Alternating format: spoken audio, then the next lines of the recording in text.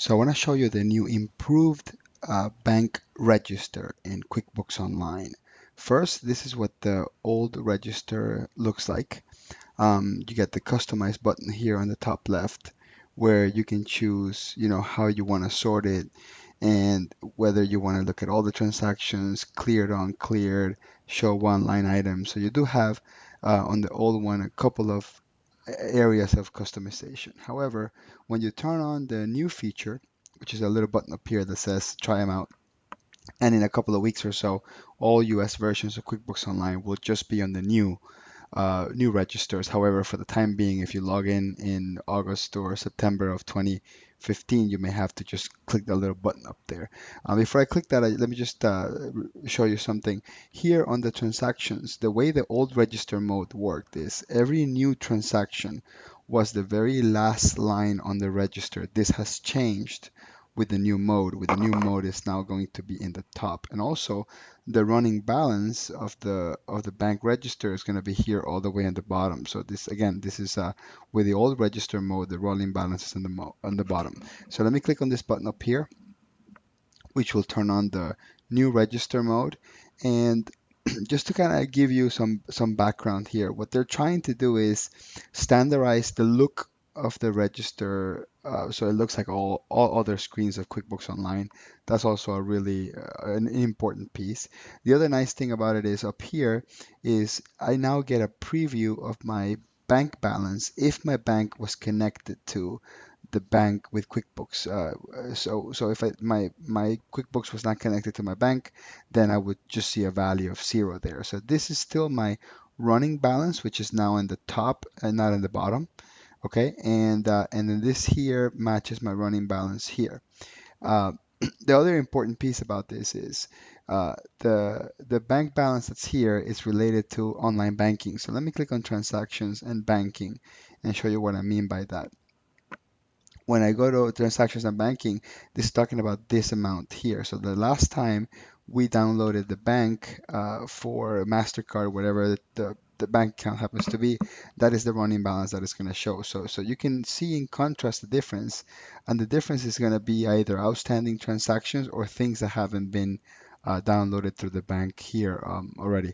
So let me go ahead and I'm just going to enter one of these transactions here because I want you to see how this looks on the new register mode, and I'll just go ahead and accept it as is.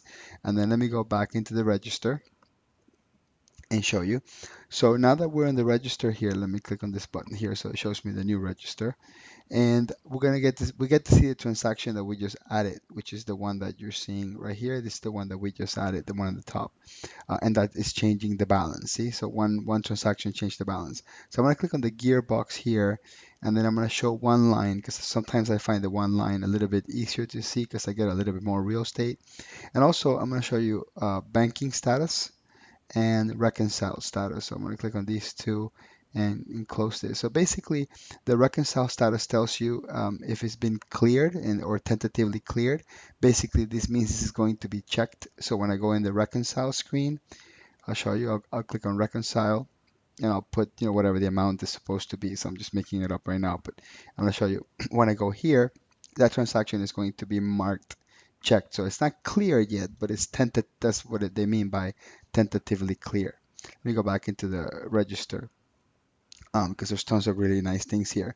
So I'll go back into the register. The other column was the, we click here, and it was the auto screen. That auto column, basically what it says is that was downloaded. That's basically what it's telling you. That came from the bank.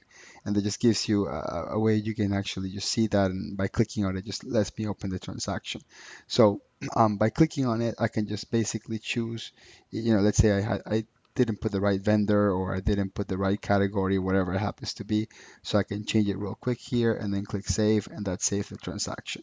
Now to create new transactions, I would have to click on this add button, and it says add credit card expense, and I hit the drop down. I can see all the different types of transactions I can add in here. I'm going to change to a bank transaction so we can talk about how the bank transaction looks like. And then I'm going to switch this back into the two line mode so we're a little more familiar with what we're looking at. So for example, this transaction here, this one, I'll click on it. This one was a cash purchase, and it says here the vendor's name, there's the payment amount.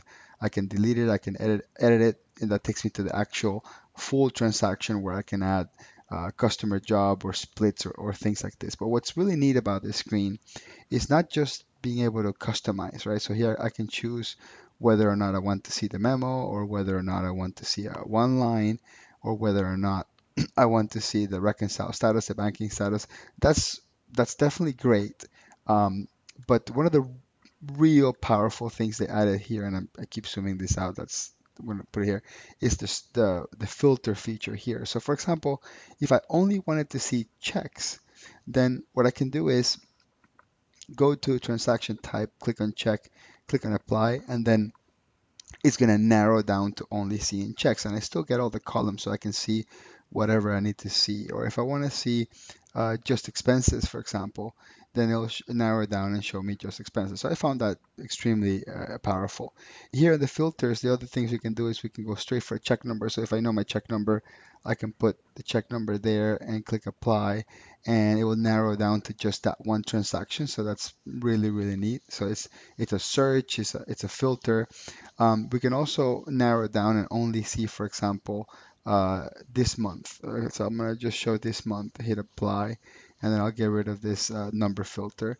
And I can also, I mean, I already showed you transaction type. I can also narrow down by a payee. So I'm looking for transactions by only one particular payee. So I'm going to click here and select my payee, whatever it's going to be, and I click on apply, and then it lets me know what transactions are just for that one.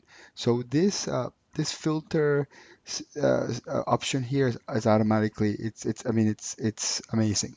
But here, the reconcile status, I love this because sometimes we like to focus on only transactions that have been not reconciled. That's an area of a lot of research. So if you're looking to focus just on unreconciled transactions, you click there where it says non-reconciled, hit apply, and then it narrows down and only shows you the transactions that haven't been reconciled again, and you can see whether or not they've been automatically downloaded or matched or something like that. Let me show you. I'm going to go to banking, transactions, banking, and show you the interaction with online banking. So I'm going to click on one of these transactions here. I'm going to take this one here and I'm going to match it. Just so we can see exactly what that's going to look like. So I'm going to go ahead and match that and go back into my register, and then I'll filter by vendor. So I'm going to go ahead and select that vendor there, which was Palm Seed. So that's the vendor I use. So I'm going to click on apply, and then it's going to narrow down just that transaction, and then I can see the status is C. That means it's tentatively cleared, and it's because it was downloaded from the bank. So I find this new register mode extremely useful. I love seeing when it was last reconciled as a preview. I find that very useful, and I also like to see the gap between what's the bank reporting and what's in my register. And now people a lot of time are worried about the difference between the bank balance in the bank and the bank balance in QuickBooks. And this is going to be a great option here for any time that we want to explain the difference between what's in the what's in QuickBooks and what's in the bank. We basically go to filter and click on reconcile status and put not reconciled and hit apply, and then we're gonna see all the transactions that create that gap. So after we download everything, if there's still a gap, we can actually know exactly which transactions are the one causing the difference between what the bank is saying and what QuickBooks is saying. So that's the new register mode. I absolutely love it, and I think you're gonna like it too.